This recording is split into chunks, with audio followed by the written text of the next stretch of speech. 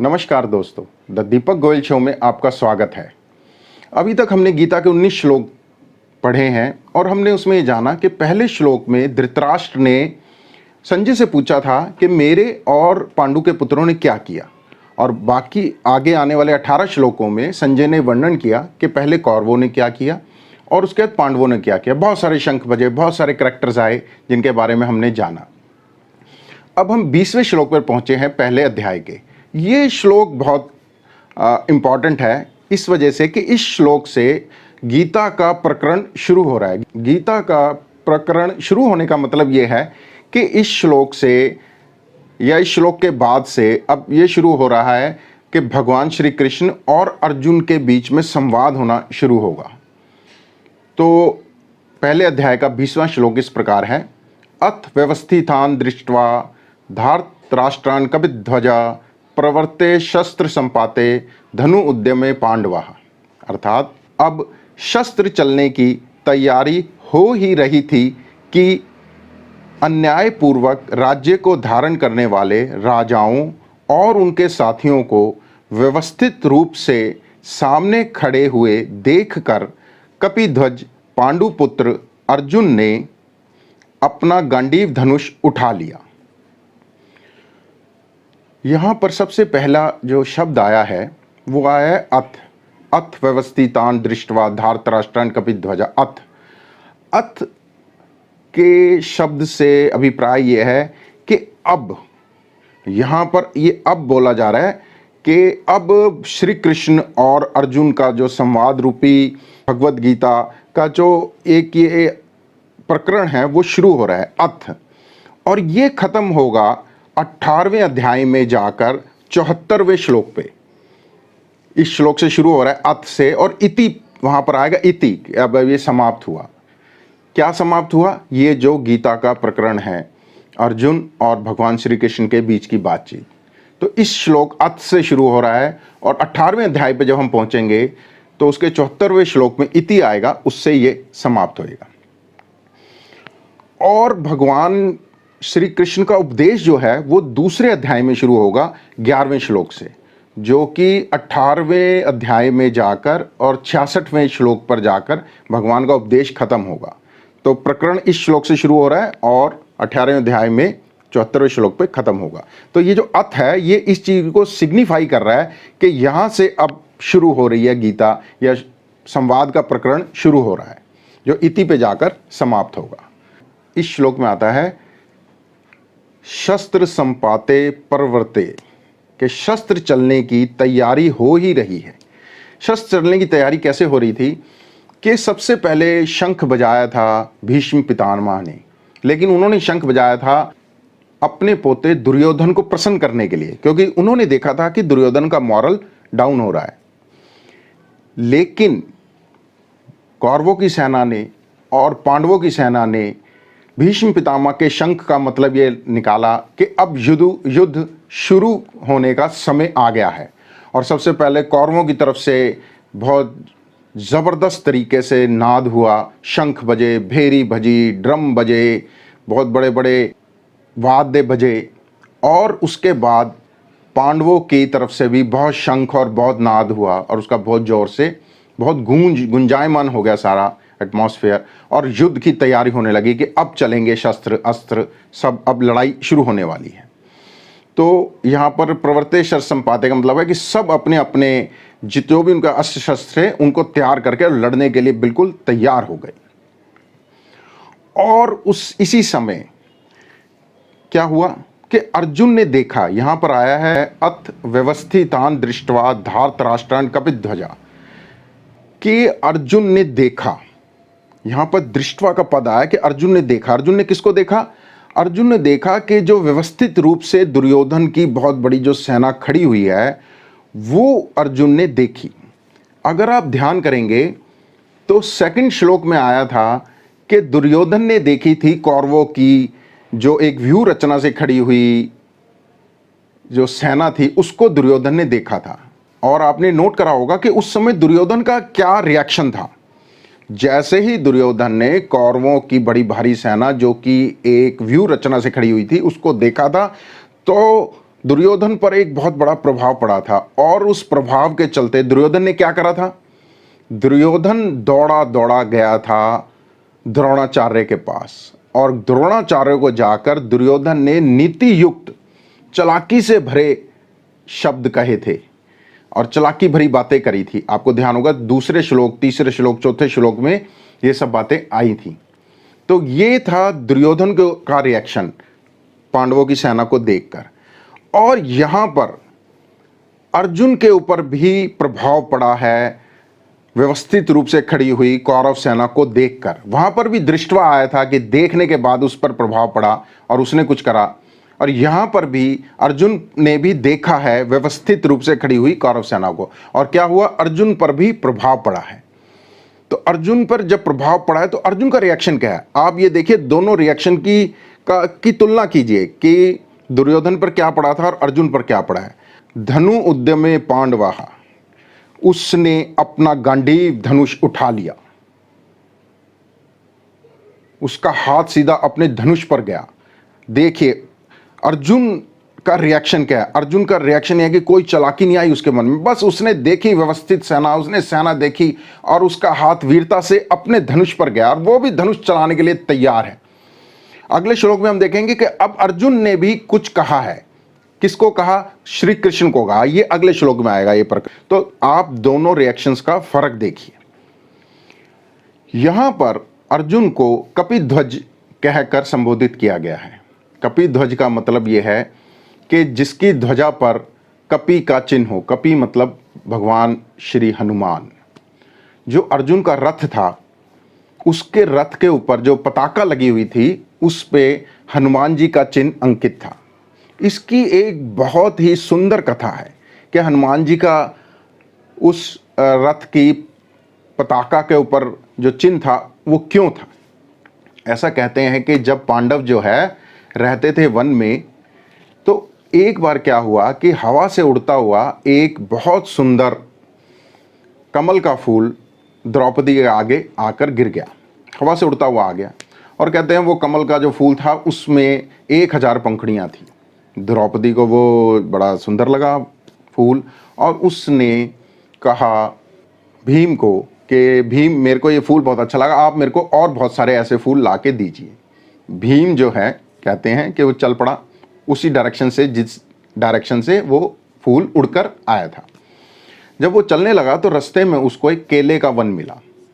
केले के वन में जहाँ केले के बहुत सारे पेड़ थे वहाँ पर उसको एक वानर मिला। रास्ते में वानर मिला तो लेटा हुआ था रास्ते में और रास्ता रुका हुआ था। तो भीम ने उस वानर को कहा भैया वानर तू हट जा और मेरे को आगे जाना है। वो वानर वास्तव में हनुमान जी थे। हनुमान जी बड़ा प्रेम रखते थे भीम से, क्योंकि हनुमान जी भी वायुपुत्र हैं और भीम भी वायुपुत्र माना जाता है। तो हनुमान जी को उससे अपने छोटे भाई की तरह स्नेह करते थे। लेकिन हनुमान जी ने ये देखा था कि भीम को बड़ा अहंकार हो गया था अपनी ताकत का, तो उसका अहंकार तोड़ने के लिए अपने भाई का, और वो रास्ते में एक वृद्ध वानर के रूप में लेटे हुए थे। भीम ने हनुमान जी को, जो कि एक वृद्ध वानर के रूप में लेटे हुए थे, उनको कहा कि भाई तू हट जा और मेरे को आगे जाना है। उस वानर ने कहा कि मैं तो बहुत बूढ़ा और बीमार हूँ, मैं तो रास्ते से नहीं हट सकता, तू चाहे तो मेरे को लांग कर चला जा या मेरे को हटा दे। भीम ने कहा कि भाई ये प्राणी है और प्राणी को मैं नहीं लांगना चाहिए, इसलिए उसने कहा कि भाई तू हटी जा, मैं तेरे को लांग के नहीं जाना चाहता। बंदर बोला जी मैं तो नहीं हटने को तैयार, आप चाहो तो मेरी पूंछ हटा दो और साइड से निकल जाओ। भीम ने कहा चलो मैं ऐसे ही कर लेता हूँ। और जब भीम उस वानर की पूंछ को हटाने गया तो वो तो टस से मस भी ना हुई। भीम जिसके पास 10,000 हाथियों का बल था उस बूढ़े वानर की पूंछ को हिला भी नहीं सका। भीम बड़ा शर्मिंदा हुआ, उसको जो अपनी ताकत का घमंड था वो चूर चूर हो गया। और कहते हैं हनुमान जी अपने रूप में आ गए और हनुमान जी को देखकर और भीम उनके चरणों पे गिर पड़ा और उसने कहा कि मेरे को बहुत शर्मिंदगी महसूस हो रही है। तो हनुमान जी बोले मैं सिर्फ तेरा अहंकार जो है वो दूर करने आया था। कभी भी अपनी ताकत का अहंकार, अपने बल का अहंकार, अपनी चीज़ों का अहंकार मत करें। अहंकार करने से आपका डाउनफॉल शुरू हो जाता है। तो तब भीम ने हनुमान जी से बड़ी माफ़ी मांगी। तो हनुमान जी ने खुश होकर उसको कहा कि तू वर मांग जो मांगना चाहे। तो भीम ने कहा कि आप सदा मेरे साथ रहिए, मेरी सहायता करते रहिए। तब हनुमान जी ने कहा कि जब बड़ा भारी युद्ध होगा आने वाले समय में, उस समय मैं अर्जुन की पताका के ऊपर बैठा रहूँगा, और जब भी तू हुंकार भरेगा उस हुंकार के साथ मैं भी अपनी हल्की सी आवाज़ मिक्स कर दूंगा। उससे जो शब्द उत्पन्न होगा, उससे जो आपके दुश्मन हैं वो डर जाएंगे, मर जाएंगे, उनके हृदय विदीर्ण हो जाएंगे। तो कहते हैं इसलिए हनुमान जी उस ध्वजा में विराजमान थे। एक और कथा भी आती है। ऐसा कहते हैं अर्जुन को बड़ा भारी अहंकार हो गया था कि मैं सबसे बड़ा धनुर्धर हूँ इस दुनिया में, ना मेरे से पहले कोई मेरे जैसा धनुर्धर हुआ है, और ना शायद मेरे बाद कभी मेरे जैसा धनुर्धर होगा। तो ऐसा कहते हैं कि कृष्ण जी ने उसको प्रेरित किया कि तू हिमालय में जा और भगवान शिव की आराधना कर, जिससे तेरा बल और बढ़े, तेरे को और शक्तियाँ मिले। तो ऐसा कहते हैं कि अर्जुन हिमालय गया और वहाँ पर एक वानर उसको मिला। उसको देखकर, उस बूढ़े वानर को देखकर अर्जुन ने उससे कहा कि क्या तुम्हें पता है कि इस दुनिया का सबसे बड़ा धनुर्धर आज तक कौन हुआ है? वो वानर और कोई नहीं, हनुमान जी थे। वृद्ध वानर ने कहा कि सबसे बड़े धनुर्धर तो भगवान श्री राम हुए हैं। यह सुनकर अर्जुन को बुरा लगा। अर्जुन बोला कि अगर भगवान श्री राम इतने ही बड़े धनुर्धर थे तो लंका जाने के लिए उन्होंने पत्थरों का पुल क्यों बनाया? वो अगर बड़े धनुर्धर थे तो अपने बाणों से ही एक विशाल पुल का निर्माण करते, जिस पर चढ़कर सेना दूसरी तरफ चली जाती। हनुमान जी ने अर्जुन को कहा कि राम जी की सेना में तो बहुत बड़े बड़े भयंकर वानर और रीछ और बहुत बड़े ताकतवर जो है योद्धा थे वानरों के रूप में, और अगर वो तीरों के उस पर चढ़ते तो वो तो पुल ढह जाता। तो उनके वजन को सहने के लिए पत्थरों का पुल बनाया गया था। अर्जुन हंसने लगा तो वानर ने उसको कहा कि सामने एक छोटा सा तालाब है, तू अपनी धनुर्विद्या से इस तालाब पर ही एक पुल बनाकर दिखा, और अगर वो पुल को मैं ही पार कर जाऊंगा, सिर्फ अगर वो पुल मेरा ही वजन ले ले, तेरे जो तीरों से बना हुआ पुल होगा, तो मैं तेरी बात मान ले जाऊंगा। अर्जुन बोला, ले, इसमें क्या बड़ी बात है। उसने अपना धनुष उठाया और फटाफट अपनी तीरों से उस छोटे से तालाब के ऊपर एक पुल बना दिया। वानर और अर्जुन के बीच ये तय हुआ कि अगर वो पुल टूट जाएगा वानर के जाने से, जो कि अर्जुन को विश्वास ही नहीं था कि वो टूट जाएगा, तो उसने वानर ने अर्जुन से पूछा कि बता फिर क्या करेगा अगर टूट गया तो। अर्जुन बोला, अगर मेरा बनाया हुआ पुल, मेरे बाणों से बनाया हुआ पुल टूट गया एक तेरे जैसे तुच्छ वानर से, तो मैं इसी समय आत्मदाह कर लूँगा, अग्नि प्रज्वलित करूँगा और उसमें कूद जाऊँगा और अपने प्राण दे दूँगा। वानर पुल के ऊपर जाने लगे, हनुमान जी वानर रूप में, और जैसे ही पहला कदम उन्होंने रखा उस पुल पर, और वो पुल तो ढह गया। हनुमान जी की ताकत के आगे, हनुमान जी के बल के आगे कौन सा पुल टिकने वाला है। जैसे ही वो पुल ढहा, और अर्जुन की तो शक्ल देखने लायक थी। अर्जुन ने कहा, भी अब मैंने वचन दिया है और मैं इसी वक्त चिता बनाऊंगा और उसमें प्रवेश कर जाऊंगा। जैसे ही चिता बनाई और उसमें अग्नि प्रज्वलित करी, उसी समय एक वृद्ध ब्राह्मण वहाँ पर आया।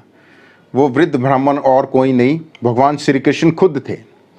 उन्होंने आके देखा और पूछा, भी क्या माजरा है, ये क्या कर रहे हो। तो उनको सारी बात बताई गई। तो उन्होंने कहा, भी देखो, जो तुमने शर्त लगाई थी या जो भी तुमने आपस में बात करी थी, उसका कोई साक्षी नहीं था। अगर कोई शर्त लगाई जा रही है तो एक साक्षी का होना बहुत ज़रूरी है। चूँकि तुम्हारे पास कोई साक्षी नहीं था, इसलिए अब तुम दोबारा बना पुल को, और अगर अब की बार भी गिर जाता है पुल, तब तुम आत्मदाह कर लेना। बात तय हो गई, वानर भी मान गया, और अर्जुन ने दोबारा अपनी धनुर्विद्या से बहुत पक्का पुल बनाया, और अब की बार हनुमान जी उस पर चढ़े और उसको पार कर गए, और वो जो धनुष से बना हुआ पुल था वो अब की बार नहीं गिरा। हनुमान जी ने जब देखा भी पुल क्यों नहीं गिरा, तो उन्होंने देखा कि नीचे एक कछुए के रूप में कोई बहुत बड़ा एक कछुआ है नीचे और वो उसने पूरे पुल को थामा हुआ है। हनुमान जी समझ गए कि ये कछुआ और कोई नहीं, ये भगवान श्री कृष्ण खुद ही हैं। हनुमान जी पार कर गए और वापस आए। अब अर्जुन बड़ा खुश, हैरान दोनों कि हुआ क्या। तब दोबारा श्री कृष्ण वहाँ पर आ गए और हनुमान जी ने कहा कि ये जो पुल जो अब की वाटिका है भगवान, ये तो आपके श्री कृष्ण की पावर से या उनके प्रताप से नहीं गिरा, ये तो कच्छप रूप में भगवान श्री कृष्ण वहाँ प्रेजेंट थे और उन्होंने पुल को नहीं गिरने दिया।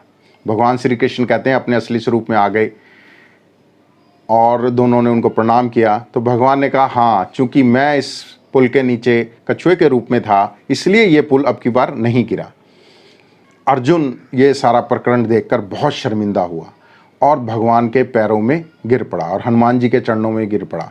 तो भगवान श्री कृष्ण ने उसको कहा कि तेरा अहंकार बढ़ रहा था, इसलिए मैंने ये सारी जो लीला है वो रची कि तेरे को ये ध्यान रहे कि अहंकार करने से आदमी डाउन होना शुरू हो जाता है। और उन्होंने हनुमान जी को भी कहा कि हनुमान जी आप तो इतने समझदार हो, आप इसको कैसे चिता में प्रवेश करने दे रहे थे? अगर ये अभी चिता में प्रवेश कर जाता तो जो सारी लीला होनी थी वो तो रह जाती। हनुमान जी ने भी कहा भी हाँ भगवान, ये तो बात आप ठीक कह रहे हैं, थोड़ी सी गड़बड़ मेरे से भी हो गई। तो हनुमान जी ने कहा भी चलो मैं अपनी गड़बड़ ठीक करने के लिए ये वर देता हूँ कि जब बहुत बड़ा युद्ध होगा तो अर्जुन मैं तेरी रक्षा करने के लिए तेरे रथ के ऊपर तेरी ध्वजा पर बैठा रहूँगा। तो इस टाइप से ये दो कहानियाँ आती हैं कि हनुमान जी क्यों बैठे हुए थे। और इसका एक सिग्निफिकेंस और भी है कि हनुमान जी और राम जी दोनों मिलकर लड़े थे। हनुमान जी ने बहुत सहायता करी थी भगवान राम की रावण के साथ युद्ध में और भगवान राम ने वो बड़े आराम से वो युद्ध जीता था। और यहाँ पर आप देखें कि उस रथ के ऊपर भगवान राम और हनुमान जी दोनों ही हैं। श्री कृष्ण और भगवान राम तो एक ही हैं। तो भगवान राम भी बैठे हैं और हनुमान जी भी बैठे हैं। तो जब दोनों जने बैठे थे उस रथ के ऊपर तो विजय निश्चित होनी थी। ये भी एक कारण है।